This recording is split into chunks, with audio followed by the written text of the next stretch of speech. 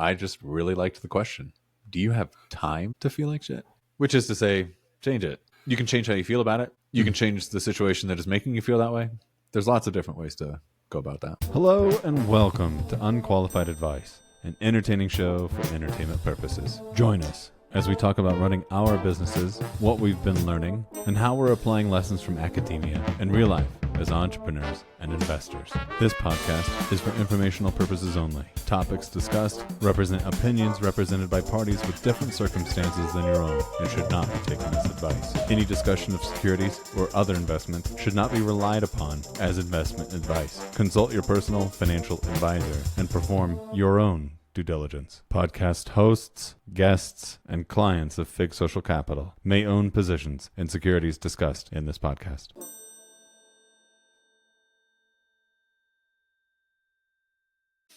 Morning, Sean. Good morning, Dan. How are you this fine Friday? I'm all right. I'm coming off the back of a conference and getting ready to fly to the Philippines in a week. So it's a transitory time. Exciting times. What was the conference in relation to? I know you mentioned you had been attending one, but I wasn't exactly sure what the theme was. Marketing. Digital marketing. Yeah. Okay. So there was a bunch of people there that were, they're basically professional marketers, right? You could hire their agency and, they would do your meta ads for you and stuff like that. And then, a bunch of people like me who are business owners who do that in-house and wanting to learn more. Mm-hmm. That's like the main gist. But it's a really cool conference. And unlike a lot of conferences probably, but a lot of online conferences I've been to, this was 50% female, 50% male, which was awesome. It, completely changes the vibe, perspective, and some of the, questions around and direction that people want to take topics in. And it's led by two people. One's Ezra Firestone. The other is Molly Pittman. And both of them are really, I don't know how you want to put it, like connected human beings. And I don't mean that from like a networking standpoint. They're like, they first and foremost concern themselves with how are you before just jumping into the professional parts of a conference. So the opening keynotes and the very beginning of the conference was really around being a better person, checking in with oneself and stuff like that. And I thought it set a really nice stage for the next 2 days. Well, that's very nice. Where was the conference? Right here in Denver, so it made it really easy for me to sign up for. Oh, wonderful! Yeah, excellent. You didn't even have to go anywhere. That's way cheaper. That's excellent. Yeah, absolutely, way cheaper. Just the entrance fee. So, at a conference like that, what are you going and trying to take away? What is it that you, when you sign up for one of these, that you hope to get out of it, or do you know, or are you just kind of going in, not really sure what you want to get, but hoping to get something? I'm curious what the motivation is. I would say my main motivation is always to find something that I didn't expect. In part because I feel like that tells me the conference was good. Yeah. But it's a marketing conference. So I was there. What I really wanted to know was how so much of digital marketing is math. Mm-hmm. But there is an art to it as well. And I don't feel like the art side of me is developed as a marketer.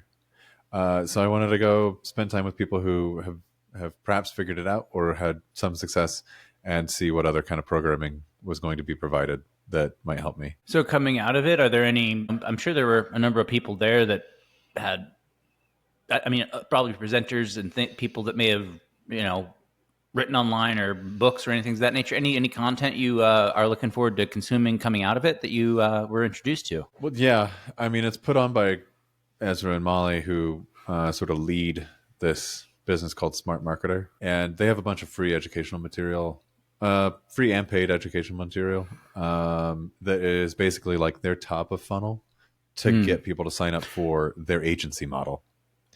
And so I'm not going to hire their agency. I don't know if I'm too small necessarily, but I'm not there. I want to practice the things first. Mm-hmm. So I'm looking forward to consuming more of their material. I kind of came in to this conference tangentially. Like I read a tweet by, I'm going to butcher his name, Moiz Ali, who is the founder of Native Deodorant. And he was like, this conference changed my life back 10 years ago or whatever. Maybe you should think about going. And I'm like, maybe I should think about going. And so I signed up since it was local. And I lost my train of thought.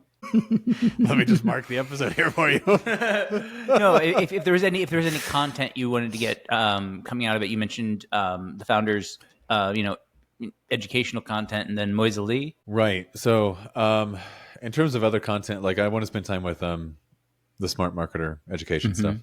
The other thing that I've been thinking about is like I've got members on my team who I think are hungry to know more.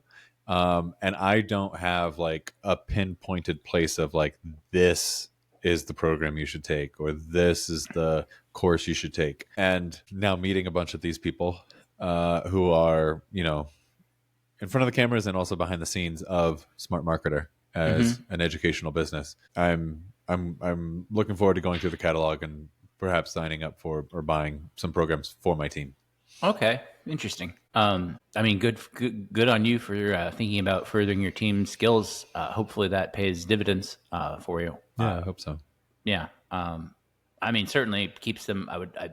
In my experience, when you're able to offer training for employees, it helps keep them motivated, if nothing else. Just learning. A lot of people, not everybody, but a lot of people really do thrive and crave to be in an environment with, rich learning experiences. So yeah, and also like I'm just one person, so if I'm going to be directing everything all of the time, then it's just going to be my ideas. Yeah. And I've got a good team with a completely different perspective from mine. So leveraging their outlook and their own knowledge and trying to level them up. So, you just went to a marketing conference. Anything you're immediately thinking about implementing coming out of it in terms of your own businesses?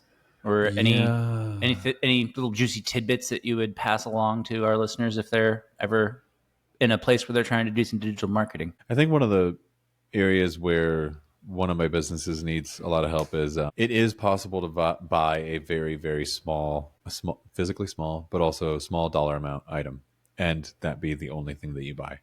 You'll have to pay for shipping, but then all of a sudden you've got a whole order value of $7, and I think I lose $1. So it's hard to say like, oh, we don't do that. At that point where I feel like I'm not providing the value that I ought to be providing to a customer base, right? Who's to say that the person who bought the $7 thing didn't at some point previously buy a $42 thing? I don't know. So, but to try to plug that hole of to try to not lose dollars on orders, one of the ideas, and I knew this stuff existed, I wasn't blind to it, but being able to talk to a bunch of peers who have gone down this route before, there are sort of, and I'm sure you've experienced it, checking out of certain Shopify stores of add the shirt to cart, go to checkout, and they're like, you might like this shirt too. Do you want to add it? That sort of catch. We don't have any sort of processes like that in our cart. And I think, we've got a store with a whole bunch of data. And if I, install the right app, there should be some correlations between particular products and other products. So we ought to be able to have a couple of upsells in the process that, listen, if it only works 5% of the time, that's still a nice plug on some of that money losing stuff. Yeah, absolutely. So on like the small dollar order, I'm curious about the unit economics here. What is it about the small dollar order that makes it difficult to actually have profit on? Shipping. It's just the shipping.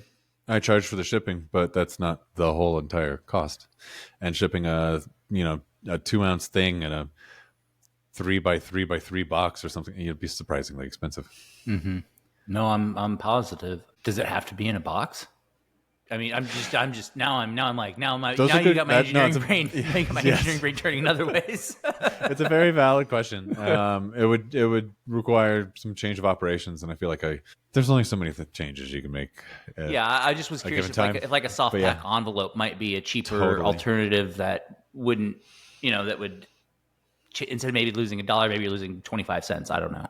Yeah, no, 100%. Yeah, and we try to try our best to take advantage of like flat rate shipping wherever we can. Oh, absolutely. Some of those USPS envelopes are like that. So what about the system makes it difficult to actually charge full value for shipping? I mean, to me, it seems as though if I'm a customer and it's $7 or $8, I don't know. Like, why am I? Why are you? Why? I understand you want to provide the full value for the customers, and that's awesome. I think that's a very important, very important customer service value proposition, right? That you're going to be able to take care of and provide the parts for your customers if they need a replacement or extra little add-on that they forgot to order the first time. Absolutely, you want to be able to provide that. I'm just curious why the ecosystem is set up in such a way that you can't actually. I mean, I don't I don't know. know the shipping charge ahead of time. We use an app to guess it, Okay, and that's therein lies the fair. problem. And there are all kinds of ways to play with that math. Like, um, you could add $1 to every single thing if you wanted to on the back end, right? So yes, there are ways to fix this, but also your shipping cost is a big part of conversion. If someone's coming in and buying a $3.25 item, They don't and want to pay then $8 on it's shipping. $7 of shipping, they're Yeah. probably not going to convert. I'm frankly surprised how many $7 orders we get. But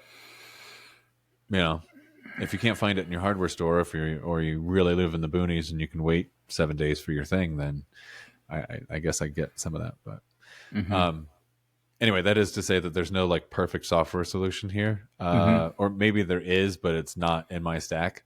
Yeah. So we get really close. There's a line item on the P&L usually called shipping income, and it'll vary from time to time, but it's not much.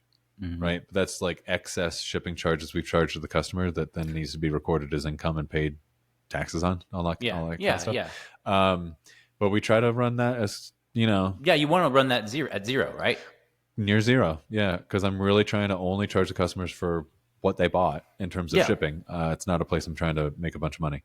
Exactly. You want to charge the customer for the value add that you're Yeah. adding, not for And the. then everyone wants free shipping, but frankly, like, look at the stores that offer free shipping, and either they are enormously huge businesses, and they're, I don't know, margin structure is completely different, or they are Amazon and they're doing logistics themselves, or the prices on things are much higher. Like that sweater is $150 instead of, it could have been sold for 75, but they make way more money and they can give you free shipping. And our products don't have that kind of margin. So Yeah. Yeah. The vertical integration machine of Amazon and then even the incorporation of all their consignment work, for lack of a better word. I'm sure there's a proper word, what do you mean consignment work? like pass through sales, that they're using their network of delivery systems to help deliver some of these things for people that sell stuff on their storefront, right? In some of those situations, like you sell a lot of things through the Amazon marketplace. Are when you get those orders, are you shipping directly out of your warehouse, or are you like going and putting them into? You can go either way. One's called FBA, one's called FBM. So that's fulfilled by Amazon or fulfilled by merchant. Okay. Merchant, not merchant. But yeah, and so anyway, we do almost all FBA. Okay. Your conversion rate's much higher because you can get in some cases, we'll deliver this same day, depending on where you are. Yeah. And to like 2-day shipping. Yeah. That But makes fulfilled by merchant, that's all going to come out of North Carolina. So if you're ordering from, Eastern Oregon, it's going to take the full 7 days to Yeah. get that. Yeah, because they don't have it Or staged it'll cost somewhere in a distribution $120. center. Yeah. Yeah. Or it'll cost $120 to next day UPS it. Yeah. Yeah. I wonder what the intrinsic value is of Amazon's logistics to their overall market cap. I mean, or their overall, intrinsic value. I think the intrinsic, yeah, I was gonna say, I think it's been a huge, huge cost and huge Yeah, it's cost been center, but then they wouldn't be able to make the money that they do on PPC without it, right? Exactly. The That's what I'm marketplace saying. wouldn't have the same power. I like, while it's a cost, I think it actually, all the money they've sunk into it has, gives them a lot of enterprise value. That it creates a moat in a way. Yeah. It creates, new customers coming in because they say, oh, I can get this thing here that I can't do anywhere else, of basically free delivery on things within a day or two of things I order from here. I don't know. Yeah, I would use it a lot now currently. I saw some news this week, however, speaking of Amazon, some people are a little mad at their former founder, or their founder, for some decisions he made on the Washington Post, right? And I This saw a is number of news to people. me. Tell me. Oh, you didn't hear about this?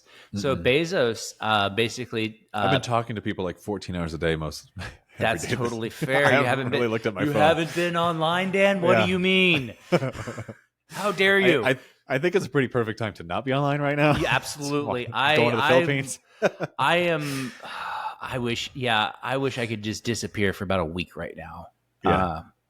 So for the listeners, to give you a stamp of time, we are currently sitting Friday, November 1st, recording this. So there's something coming up here in a couple of days. It's just being all consuming with the media and stuff being talked about online that I'm getting tired of it. My But daughter's anyway, birthday. no, related to Jeff Bezos decided to not let the editorial board of the Washington Post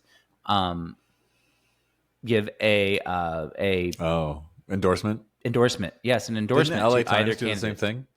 I don't know about the LA Times because all everybody's been talking about online is Jeff Bezos and canceling Washington Post memberships and Amazon Prime memberships. So since it's happened, they've lost about 250,000 Post memberships. I'm curious. I don't think anybody knows the numbers on Prime. I'm curious, and all the Prime members are going to be back. yeah. Well, I saw. I don't know if it was a joke tweet or an actual tweet, but somebody like trying to push people over to Walmart Plus, as hey, if you don't like the censorship of Jeff Bezos, then go on over to Walmart Plus because I don't know why Is that's it any better. censorship? It's not. I don't know. No, I don't think the so. Opposite? He actually wrote he wrote an op-ed, following up on it, and I thought he had some valid points. Basically, saying he wanted wants the editorial team there to be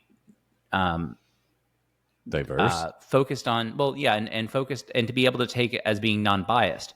So if the mission of the paper is to report facts and to report the news of the day in as non-biased way as possible, if you come out at the end of the year every 4 years and we say we endorse this, that does put a shade of bias over any reporting you have then, right? I mean, there's I think some people arguing for good reasons of why it's important that people be allowed to express their free speech. It's an editorial board. It's an opinion. but are opinion any section. of the individual writers not allowed to say what they think? This is like organization within Washington Post saying we want to endorse, and Jeff is like, no, you can't do that as an organization. You can do it individually, though. Yeah, precisely. I guess I don't see anything wrong with that. I'm not terribly I actually see offended by benefit it. to it rather than I kind of lean that way myself. I'm with you. I think and honestly, it's his paper. Well, one, it's his paper, and two, like, what if you were the one dissenting voice? No, then you get grouped in with this vote that you didn't agree with, and I mean, the workplace isn't a democracy, so that's true. That is true. Unless it's in the government, and then it is kind of a democracy, but not really. No, it's getting complicated now. And so, wait, is the editorial? How are these things structured? Like, if there are 8 editorialists, are all 8 on the board? How does that work at a paper? Do we know? Yeah, I don't, and it might vary paper to paper, actually. True, because some local paper might have like 2 writers, and then it's also the board. Yeah, but then I figure the Washington Post probably has like a litany of them, and like guests who exactly, because you'd have a business editor, a sports editor, a politics editor. You'd have an editor of all these. Okay, so this isn't just opinions. This is the editors of each section. And that's the board. So I'm not, because 2 of them resigned since. Let me see if I can pull up what I can pull up and find here real quick. 2 of them resigned. Interesting. Yeah, I'd heard there was a bunch of rabble rousing at LA Times too over something similar, but it's another place I don't know any of the details. The board consists of the opinion editor, the deputy opinion editor, as well as a handful of writers. So it's 2 opinion editors and a handful of writers, essentially, that make up the board. So I misspoke on or I misassumed there, I should say. And what I wonder is like where some of the anger comes from is like there should be some. I'm going to say a statement, but I kind of mean it more as a question. There should be a firewall between like the business and the reporting. in a paper. And now this is the business coming down heavy-handed upon the reporting. Yeah. Even though it's not reporting, it's editorializing by the nature of giving an endorsement. The other wrinkle to this that I've just recalled is Bezos had a meeting with Trump like 2 days before about Blue Origin, and people are saying that it was him trying to soften the blow. Yeah. So, which I think that might be a more interesting argument against this particular move, but I don't know. I wasn't there. Yeah, I don't know anything. In general, just generally speaking, on a high surface level, I am all for saying not having them actually provide an endorsement, because you're right. If you work at the paper, who says you have to be for one candidate or the other? But then to have your workplace say, "Well, we're behind this person," that would feel kind of shitty, right? I mean, it'd be like, I don't belong here. Especially if I did. Yeah, exactly. I don't belong here. And now you've, as a workplace, are optimizing for attracting one kind of person. Yeah, and you're gonna drive away half of the writers or journalists that might be good at thinking about ways from half of America, the way half of America think. I'm sure that they attack stories from slightly different angles and approach the way they question things from slightly different angles. I think you would want diversity, and if you're saying, as an organization, we think this way, you're going to decrease your diversity of thought. That's what I mean. Not diversity of thought, not diversity of DEI type thought. Yes, stuff correct. Specifically, I want diversity of thought.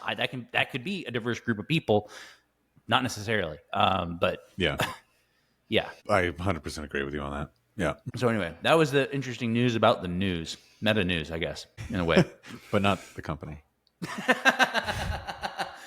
That would be meta news. Yeah, it's deep end on this Friday. Oh man, Sean went to Meow Wolf, so that's why. Speaking of off the deep end, they just opened up in my neighborhood a Meow Wolf. For those who don't know what Meow Wolf is, it's there are several of them now across the United States in different cities. They are started in Santa Fe, yeah. Yeah, it started in Santa Fe, putting these in several cities across the United States: Santa Fe, Denver, Las Vegas, Houston. I think Dallas has one. Anyway, if you have one in your area, I recommend seeking it out. Or if you're ever traveling near one, I recommend setting aside a few hours to go visit. It is a very unique experience that is hard to describe. The premise is that you are a visitor from an alternate universe into this, different universe. So they've created this alternate reality, and they're actors kind of walking around, doing their daily life things. And okay. And so you're just an observer in this slightly altered reality, and everything is extremely interactive. You're encouraged to touch the doors and open up the fridge and go poking around and trying to. There's supposed to be an underlying mystery, I've heard. It was opening day, so it was pretty crowded. We didn't get into all the details of everything. I got a season pass, so I'm definitely going back. Nice. Yeah. It's like a 5-minute bike ride. Oh, yeah, okay.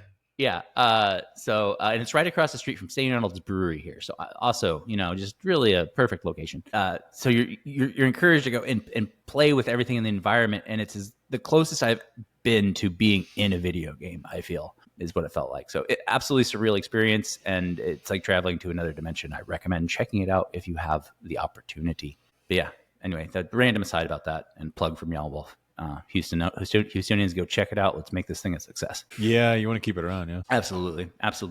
Yeah, Houston would be a reasonably good tourist town if like our weather wasn't so just brutal for 6 months of the year. Like there's a lot of cool stuff to do and see, but a lot of it happens also in summer when you don't want to. When you don't want to be there. Yeah. So I don't know. Well, Meow Wolf was inside, yeah. No, that's true. It's inside, and there's going to be like a concert hall attached to it. They're still kind of building it. Yeah, we got 3 new concert halls. It feels like in the area, but I don't know. I look at what's going on the acts, and I just realized that I'm almost 40, Dan. I just don't know anything about new music, and feels like just kind of sad. You're talking to someone who's almost 41. So yeah. Yeah, right. No. Yeah, I'm 8-9 weeks from 40. So nice. What are you planning anything? We are going to go over to New Orleans for a few days, There you go.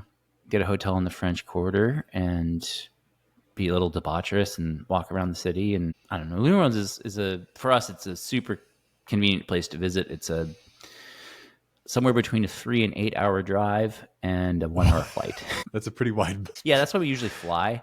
The Interstate I-10 from Houston to New Orleans, there's a couple of spots where you're on these long bayous and these bridges that are just 4 lanes, and if there's a car that breaks down or an accident that happens, it just backs up, and it takes a long time. 8's probably extreme. It's between 3 and 5 hours if something gets messed up. But it's really displeasing when you get caught. Yeah. And then if you're coming home from New Orleans and you've enjoyed yourself, driving is never fun. It's, fair. Yeah, cheap 1 hour flight if you can make it. If you're that's also a luxury. I do realize that. That's But for my birthday, that's what we're gonna do. I don't know. What did you do for your 40th? Anything special? I shot myself up with antibiotics. I was still sick at that time. I forgot about that. And I was in Hawaii though, so we we did what we do every night when we're there, which is make a big dinner and have a good time. And people toasted me that night rather than toast good fortune. So it was nice. It was nice and quiet. Is there any food you've found in Hawaii that you really like? There's a bunch of Hawaiian barbecue places that open up around here. All the recently. Kahlua pork is just great. It's like pulled pork. Who knows what they do to it? I've never really looked it up, but Kahlua pork is great. Manapua is like a Hawaiian donut. It's really good. It's a little treat. The Asian influence is extremely strong, right? So like, I don't know, you want sushi or you want noodles, all that kind of stuff. There's some really, which is none of that really feels to me like traditional Hawaiian, but when you go to Hawaii, it's extremely abundant. Traditional Hawaiian would be a little bit more like no asterisk here. I'm out over my skis. Hawaiian culture is great, and it is steeped in history, and I am not a student of it. But taro is really popular, and there's a whole bunch of other dishes that are made of taro. Not up my alley, so I can't really speak to all that stuff. But yeah, no, I was just curious just to highlight some things. Tubers, lots of tubers. Lots of tubers. Yeah. Lots of tubers. I mean, there was a valley. I'm not going to name a valley because I'll probably get it wrong. But there was a valley that was an extremely productive valley. And this is way before European settlement. And there was said to have a population of 1 million people, which if you think like back in this time frame in the tropics with tropical disease. That's amazing. And yes. In the size of the space. There was a massive, just the one, there were, I'm sure it changed from island to island, and even tribes across different within an island or whatever. But there were some extreme ingenuity with water management and agriculture on the islands in the history of the Hawaiian people. And that's about as far as I can go with my knowledge. I was just curious because I've noticed it seems. Between poke and Hawaiian barbecue, it feels like I've seen a lot of Hawaiian food popping up in Houston. Poke's really had a moment over the past 5 years. Yeah. Well, I think that's because we were all primed to sushi, and it's just really a reimagining of sushi in many ways, right? Yeah. And an easy on the go thing. It's a little bowl. You can just shovel it into your mouth.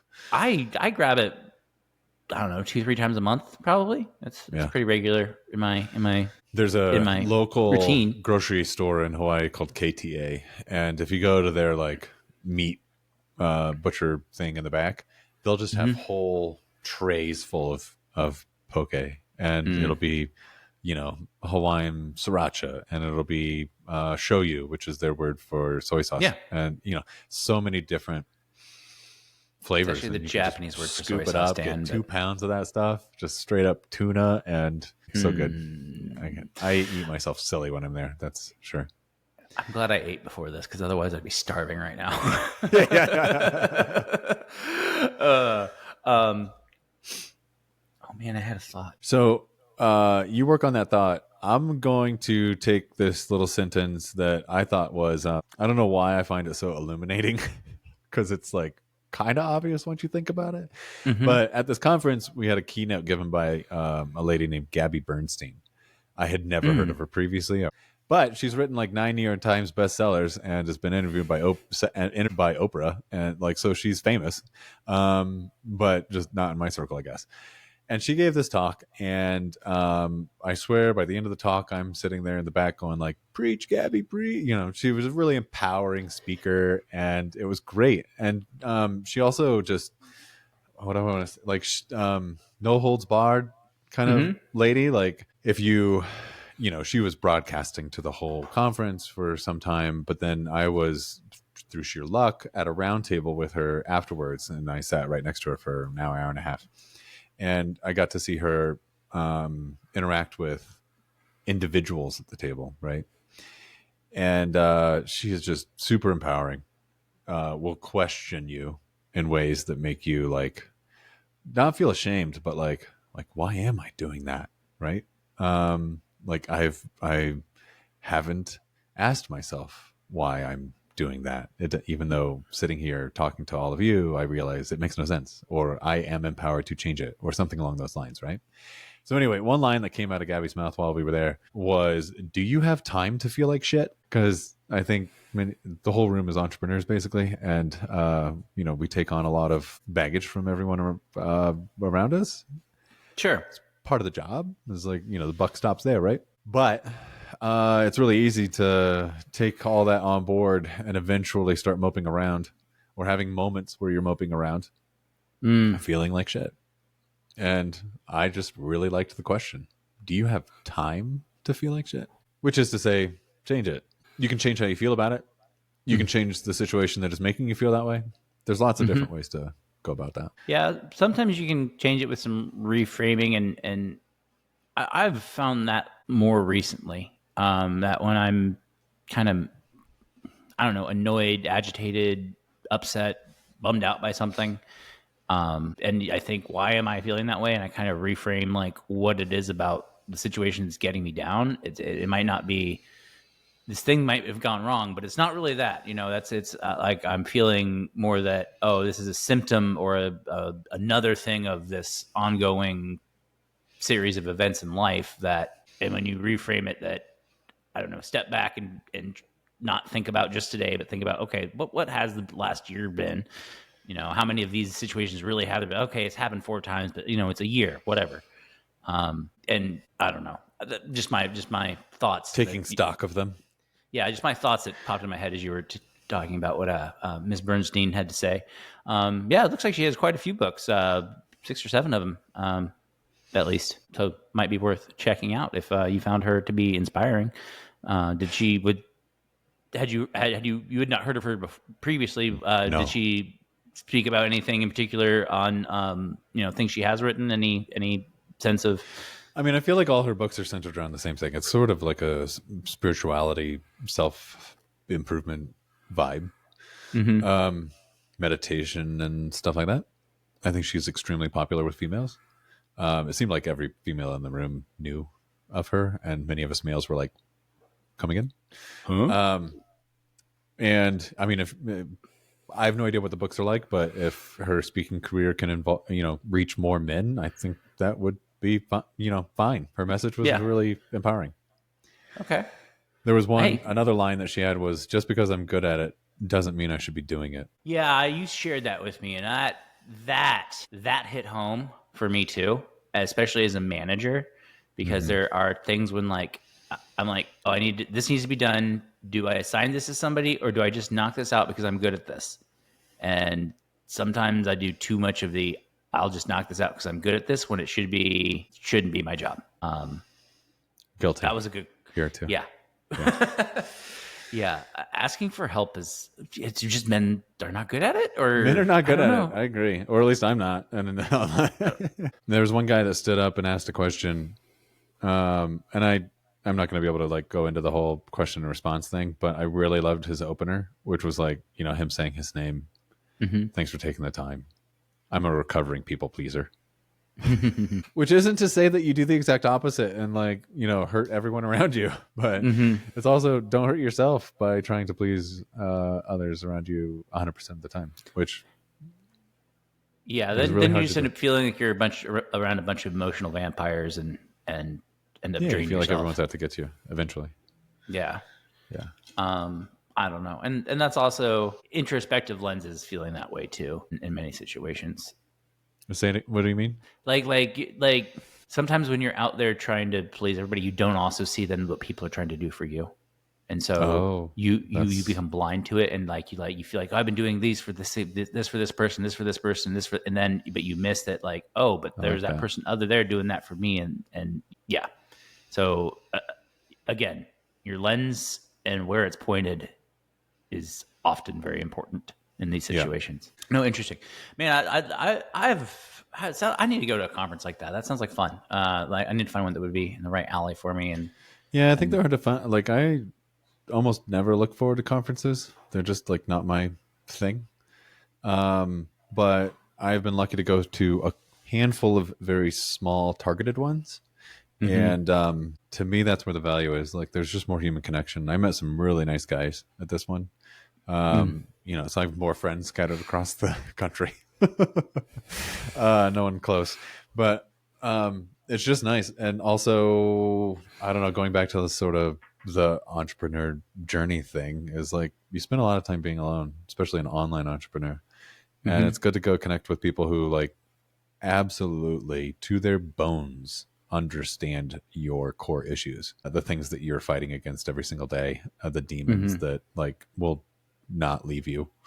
Mm. Um, and then to have Gabby come in and do this whole thing where like everyone closes their eyes and gets tries to find which demon is speaking to them the most today, and then befriending that demon, bringing it in, and then trying to like peacefully say goodbye to it or something along. I'm going to butcher it, but like it's this whole process. And it's just interesting, and you can say that's all woo woo or whatever, but like you don't I was have gonna to say, do as that Tom Morgan would practice. say, this sounds a little woo woo. No. Yeah, but you don't. But you don't have to take that practice word for word. But I think, functionally, all those things are true. Like, invite your demons in, get them close, like, and Yeah. then show them the door. No, you have to know the demon. I think you have Yeah, to know it because we don't want to interact with them or think about them because they drive us insane. But you can't get rid of them until you know them. I mean, I feel like we just realized that it's a metaphor for every horror film ever made, but or every horror film ever made is a metaphor for something of that nature. You have to know the demon to extricate it in a way. yeah. Well, Um, I mean, there's a bunch of cliches that you can pull in here, and it's like, I think we all get comfortable with like cliches and stereotypes, but there are there's a reason why they exist. They oftentimes, not every time, but there's a reason they exist, and one of them is like keep your friends close and your enemies closer, and mm-hmm, that can sound so very like Sun Tzu, Art of War, or something like that, but apply it to your mental health, right? And mm-hmm, I think you can get some interesting results there. yeah. Um, sometimes the phrases become a thing of themselves and not the individual words. And then I just had an example of this week, and I'm not gonna be able to think of it now. I need to start writing these ones down. Where this happens to me, where I hear the phrase and like it's this thing of itself, and I'm like, okay, that's fine. It doesn't really mean all that much. But then I think about the individual words and putting them together, and I'm like, oh, duh. Like if I just paid, like, what is the? I need to come up with a good example. I have an example. Okay. Objects in mirror closer than they appear. No, I remember reading that as a kid, thinking like, What? "What are they trying to say?" And then it clicked one day. I was like, Mm-hmm. "There's just a whole bunch of words missing here." But yeah, now I understand it. Yeah, But it's those yeah, sort of like coded messages, or yeah. Um, yes, something along that line, where the phrase itself has become kind of meaningless. But then if you think about the individual components of it, and like as a like disintegrate it and then reintegrate it, it kind of becomes a new thing in your head. mm, I'll make a note of the next time it happens. It happens to me once a month. I feel like lately. I'm like, oh yeah, that phrase. I really didn't think about that enough. Anyway, you had made a comment about how Gabrielle Bernstein was very popular with the women in the crowd yeah. at the conference, but most of the guys were kind of looking around. Huh? I wonder what the equivalent would be from the men's side of like who's somebody that if they had Excellent question coming off our previous episode, right? right? Yeah. Like, is like, I don't know who Yeah. because does that? I mean, God, I hope it's not Tony Robbins, but like, no, seriously, I don't know, but everybody knows that. Is It's there like an equivalent? Tony Robbins is like too big now, almost. Yeah, and also different. I mean, Yeah. well, maybe I'm not not. familiar enough with this stuff. I know a lot of people really love it, but Yeah, that's true. I mean, popularity who speaks would be? volumes. It's more atomized, right? Like I feel like I could give some answers. Hmm. They'd be off the cuff, so I don't know how true they. Well, yeah, off the cuff, what would you say? Like, let's think about this, and then maybe we come back to this Okay, at a future okay, date. I'm curious what off the cuff you'd say. yeah. I hesitate only because like each of these people, may with maybe the exception of one, is very much a. This is how I always describe it, and I don't know if it's the best way to describe it. Someone that I would leave cutting, their material. I would leave. I would take to the cutting room and leave some on the floor. Okay. I don't take everything they say. Yeah, I can't. I don't agree with everything they say. I agree with But that the fully. broader message or some of the core values, maybe not all of them, but some of the core values are like I think important enough that I'm like I would try to elevate that person and put them in front of a bigger audience or Hmm. whatever. I recommended Give and Take by Adam Grant. I'll Yeah. put Adam Grant up there, even though I don't Okay. think he's the kind of person that would like transform men's lives necessarily, right? He's a researcher and academic. But for me, I don't know. Also, again, I'm going off the cuff here. I'd pick on like someone like Scott Galloway, who I think is attempting through some cringy behavior, connecting with more men and men's issues. Who else? I guess like if I'm trying to compare to Gabby directly, who is, got her start through books, Peterson? but then kind of changed into this, not changed, but like added speaking and engaging to the repertoire. Who would that be? Jordan Peterson, for some reason, is the name that's in my head, but I don't know why. I think that's a And good answer, but it wouldn't be my answer. I think that guy has kind of gone outside of his core competency. I've never read his stuff, so let me say this up front. I've never read any of his particular things, but I've heard him talked about by a lot of other people that I do have some respect for, and so I know he has some interesting and good ideas. I think his around, early material but was then better. lately Than he's become where he's gotten gone. very, I don't know. He's not someone I follow closely, so I'm not able to add a ton. But you're So, right. yeah, okay, that was just He I had don't a know, moment. yeah, a name that popped into my head. I'm trying to think who else. Oh, I mean, in a lot of ways, I feel like you could. This again, not my answer. I'm trying to construct an answer. Yeah, yeah. I think there's a lot of people that look up to people like Joe Rogan, who's just out there trying to do his thing. Actually, that was in my head as well. But I don't think you could say Joe Rogan in front of a group of women and they go, huh? I think they'd be like, oh, Joe Rogan, yeah. Yeah. Especially the last couple of weeks here before the election. I think he's pretty much in the zeitgeist everywhere. So I don't think that's why he wouldn't qualify. But a few years ago, maybe. Like a few years ago, absolutely. Before the Spotify deal? Yeah. I think that would be fair because I mean, unless you were a fan of News Radio or UFC or his stand-up, you wouldn't have heard of him. So now he's become bigger. Yeah. Okay. I don't have any good examples myself. It was just you said that, and I was just trying to think if there was an interesting analog from the men's side of somebody that maybe should be elevated more. Because I'm going to try. I think Richard Reeves should be elevated more. I think more men should be familiar with his material. That's fair. I need to. And does he have any? I know he's got a bunch of stuff on his site. He has a book of Boys and Men. Yeah. Yes. Have you read that? Is it? I have not. No, I've just sort of circled around some of his podcast episodes to hear it straight from his mouth. I'm sure the book is good. You can be a little bit more. You're citing data probably more in the book than just having a conversation. Yeah, he seems very data forward. I might check out that book. Okay, well, Dan, we've hit on some spread of topics this week. Yes. Anything else? Anything else we want to chat about here? So you're getting ready to go to the Philippines next week. I'm so mad I'm not going with you. I fly Friday and I arrive almost Sunday. Almost Sunday. Oh geez. It's 60 hours of travel, so I'll be gone for 7 days, and I get 4 working days while I'm there. The rest of it's just like transit. Well, then I guess we'll have to circle back and figure out when we're going to touch base again next time. But until then, let's say goodbye to our listeners. Thank you, everybody, for tuning in to another episode of Unqualified Advice. We appreciate everybody that's been downloading our episodes and hopefully giving a listen lately. If you want to get at us, please find us on Twitter at slowvsm.com for myself, or at Daniel Hackey. Or you can always leave a comment on wherever you downloaded this episode if you would like as well. Thanks for your time, and like and subscribe. Thanks, everyone. See you later.